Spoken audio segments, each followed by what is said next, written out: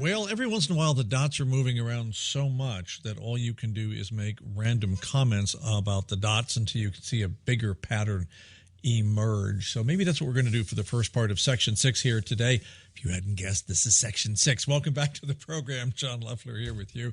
As I'm speaking to you, it is snowing outside. You know, we're supposed to have record cold temperatures for next week around almost all of the country.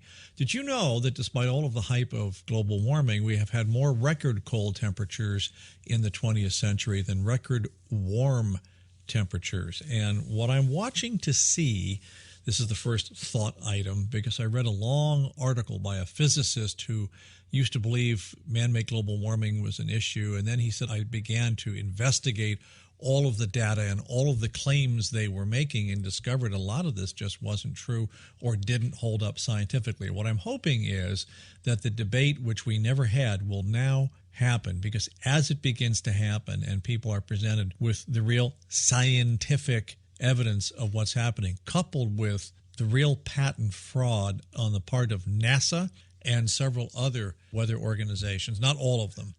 The original data, the scientist, in order to get the original historic data, he had to go over to Holland and to get their records of the last century, their database, because NASA has been monkeying with them in the name of scientific purposes to bring the effective levels down and thereby give the impression that we have warmed much more than we did. But in reality, the 20th century was a whole list of ups and downs in temperature, and now we are not showing much substantial warming. If you benchmark it in 1980, then we've been warming since 1980. But believe it or not, it was getting colder in the 40s and 50s. And now where we seem to be going is down into another Maunder minimum, just like in the 1700s. We're just starting to move into this minimum as the sun's activities decrease, solar output decreases, and that's a major driver. And we're going to discover that global warming was the biggest fraud in the history of science. It was put into fraudulent territory by what I call funding skewing. If you only fund one side of an equation, you usually get results.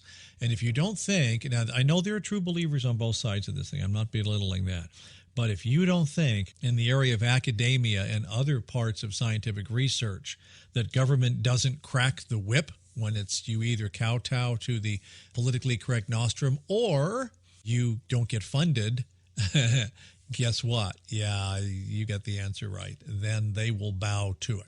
Even proposals for grant, people will throw in a couple of paragraphs of, how nose picking can affect global warming just to throw in the politically correct nostrum to get your chances increased that you're going to get the grant money. Now, that spigot money's all got to go away sooner or later because we're just running out of money. But all of that aside, showing you how we are headed in a new area of conflict. This is what's going to be interesting about the whole thing, because there are whole careers. I mean, we need education reform. You have Obamacare reform. The government is too big. It's too sprawling. It's driving, and we're going to, as we did on the show today, it's driving ranchers and farmers and property owners in flyover land outside of bubble land.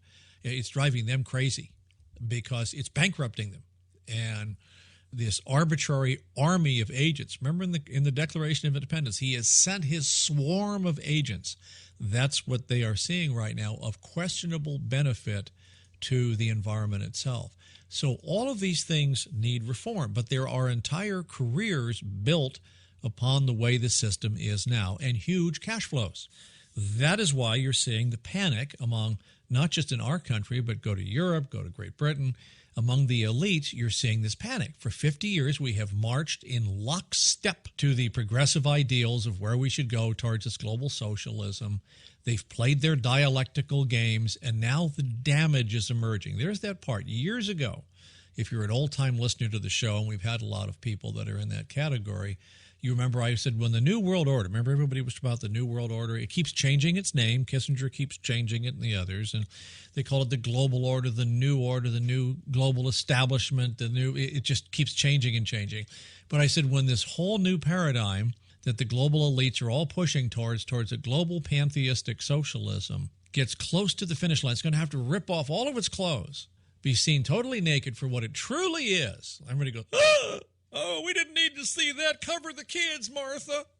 that type of thing. And then it would have to run like heck to get to the finish line before somebody could jump down off the stands and tackle it. That's where we are right now. I've been talking about this for 26 years, which is why I said in my bar log, allow me my delirium for a little while. It's fun. It's a snowy day and all's good in God's heaven because you see the possibility of some positive change. So this is why it will be a fight at every single level. The media, for now, the real hardcore, die-hard elites have gone back to their old patterns, and what they are engaging, which is exactly what we expected, was non-stop obstructionism to anything that the new administration wants to do. They will not find a good thing to say about it. In the propaganda rags like Salon Magazine, The Nation, Huffington Post, it'll go to the point of absurd hyperbole. Trump is wrecking the planet. He's destroying education. He is uprooting race relations. You'll hear it in that kind of language. So they haven't learned. They haven't figured out that something has changed right now. Lacking anything new, they have a failing paradigm on their hands because their policies are wreaking havoc. And so now they need to defend it. That's going to be where the battle actually crunches. The good part is that so many of us now who have tried to argue sanely for why we argue our position only to be ignored or derided for many, many years are now finally saying, well, you can yell and scream all you want. Call me a racist, call me a blankophobe. There's the list. Just pick it out, cross it to me, send it to me, and don't forget to give me an awards plaque, too, while you're at it. I don't care because I understand the Marxist process. Next week, we're going to